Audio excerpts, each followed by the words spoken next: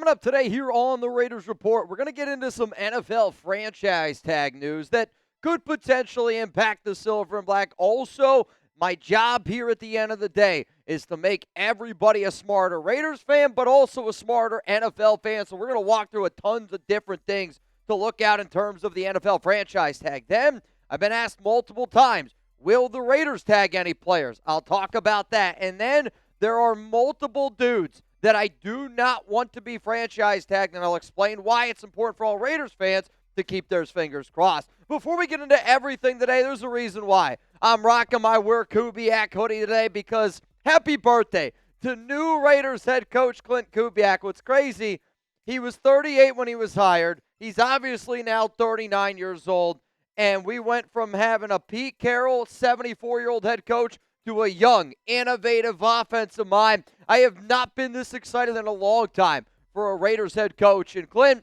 welcome to Raider Nation. And if you want to show our new head coach a little bit of love, give him an HBD down below. So the news that you guys need to know today is that the NFL franchise tag window, it opened today. It's February 17th all the way up until March 3rd at 4 p.m. Eastern time. So that means essentially, if you want to franchise tag a player, it's got to happen by 4 p.m. Eastern time. Once a tag is used, then sides have until July 15th to negotiate a multi-year extension, which typically when the tag ends up going down, some happen for 1 year, some end up getting that multi-year extension. Now, there's multiple different types of franchise tags, so we're going to kind of go through and talk about which one is. That way you have a better understanding of who could the Raiders potentially tag, or do the Raiders make a decision not to tag anybody? The most common one is the non-exclusive franchise tag, which is when the franchise tag is discussed.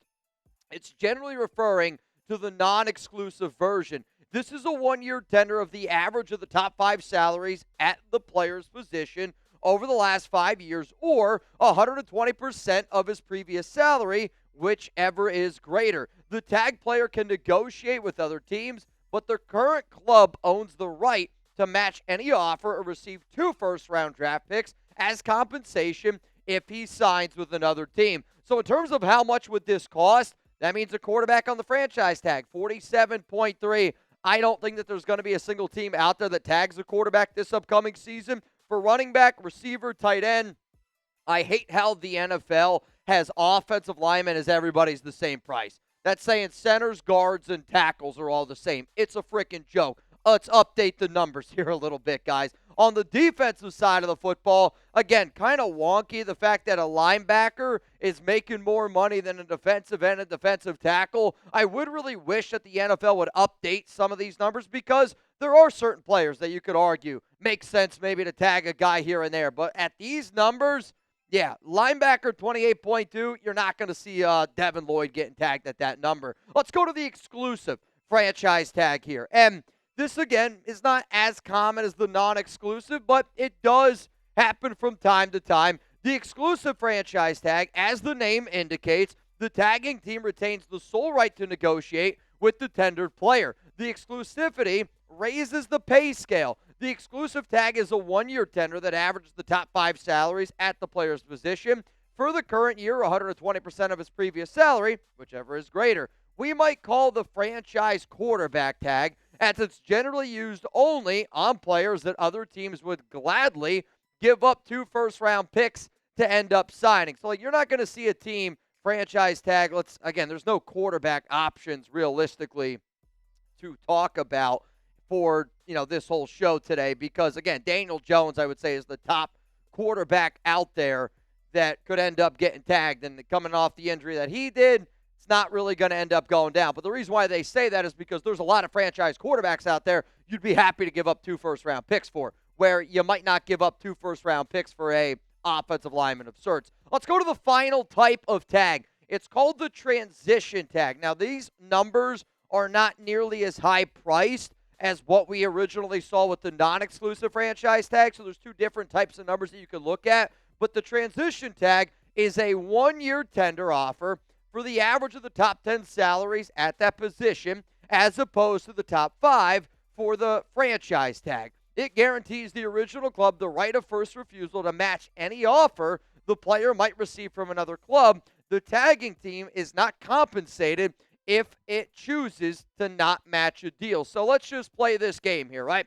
Let's say Seattle decides to put the transition tag on Kenneth Walker. If a team goes out and matches that offer, it gives Walker a bigger one, and he ends up going somewhere else, well, then you don't get that opportunity to get any compensation back. This one's not as common. It might happen a little bit this season because, again, the players in free agency aren't as strong as some of the past years out there, but also there's a lot of money that can go out there and be spent. So that's really for the offensive side of the ball. On the defensive side of the football, these are the numbers that you're looking at. Not too much of a big of a difference. Reminder, transition tag, top 10 money. Franchise tag, you're looking at top 5 money at that position. But I just wanted to explain to you what the numbers look like because, again, the reason why I do this show is to help fans become smarter, not only NFL fans, but also smarter Raiders fans. So if you're looking for free videos every single day, make sure you click that subscribe button. Make sure you turn those notifications on because I've been getting asked a bunch. Mitch, are the Raiders going to franchise tag any players? I'm going to tell you here in just a moment, but before I do, man, every time we drop a video and there's somebody that takes a part of their day to be a part of that Noti Gang, if you're asking, Mitch, what is in the Noti Gang? The Noti Gang is when you hit that subscribe button, you turn on your notifications, and you're one of the very first 5 people that comment on the videos that I dropped. I dropped the video today, Raiders cut candidates. Here were the first 5 people that commented. I see you. I appreciate you. And when you guys do this, it continuously helps the Raiders Report grow. So next thing that we're going to talk about on today's program let's talk about some players that could get traded from the NFL standpoint, and do the Raiders decide to tag any of those guys? If you watch this show enough, you probably already know the answer in terms of the Raiders guys, but at the end of the day, I know that not everybody has the opportunity to watch this show 365.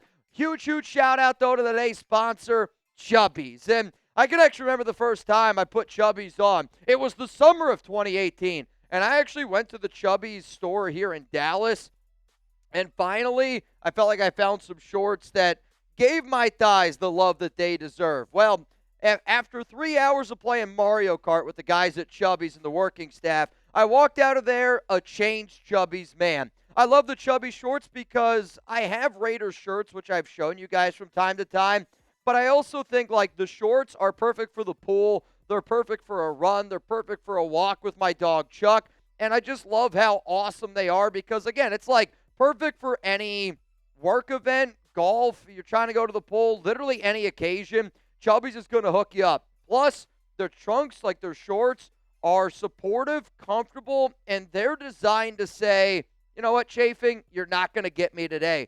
Engineered with 4-way stretch fabric that handles swimming laps just as well as it handles lounging poolside. Chubbies is celebrating 15 years. That's actually crazy. The original shorts that redefine proper length shorts are back. So for a limited time, Chubbies is giving our listeners 20% off with code CHATSPORTS at chubbyshorts.com. That's 20% off your order with code CHATSPORTS, which is CHATSPORTS. Give your thighs the VIP treatment they deserve with Chubbies. Support the Raiders Report and tell them that we sent you. Now, again, if you guys have ever seen me wear these 2 shirts on the show, and you can kind of see them right now up on the screen, I love all things Chubbies, and so I rock this one from time to time. I also rock this one from time to time. To me, Chubbies has got gear that is comfortable, it looks good, it stretches the way that you want fabric to stretch, and, like, for traveling, super simple. Like, dude, I could literally throw those in my backpack, crumble them up, and I feel like when I take them out, they look like my wife and I have been ironing them for a bunch of months. Chubbies is here to help Raider Nation get ready for the summertime. So that link again to y'all is going to be down in the comments. It's going to be in the description of today's show. Chubbies, I love you. Shout out to always supporting Chat Sports since 2018. And I'm telling you, my story about me going to Chubbies was true. Had beers, played Mario Kart. Those are the types of guys that I like to party with. Shout out to all the people over there at Chubbies. So let's get into, again, the franchise tag news because the Raiders, are they going to tag anybody? You have at least a little bit of time to consider it. I'll just say this right now. I would be shocked if the Raiders decided to franchise tag any player out there. Now, again, you have until March 3rd. But the reason why I really haven't talked about it on this show, and the reason why you probably really haven't heard many people discuss it, is because there's not a single free agent that's going to hit the open market that anybody should be even kind of wanting to pay those numbers that I showed you earlier. So, yes, there are certain guys that I want the Raiders to bring back. Like, I want the Raiders to bring back Eric Stokes. There ain't no way in hell I'm franchise tagging Eric Stokes on that type of $21 million deal. I'm kind of looking to bring him back at half, maybe a third of that price tag. So let's talk about the next thing here. There are certain players that could get franchise tagged that I do not want to be tagged. The number one player that I'm going to discuss is Tyler Linderbaum. And I didn't know when I first started looking at some of the numbers if players would get tagged or not. I'll just say this, based on the early reports, doesn't look like Baltimore is going to tag Linderbaum. He is the top offensive lineman on the market, but $27.9 million for a center would be a massive overpay. And y'all know how much I love Linderbaum. He's my number one free agent out there.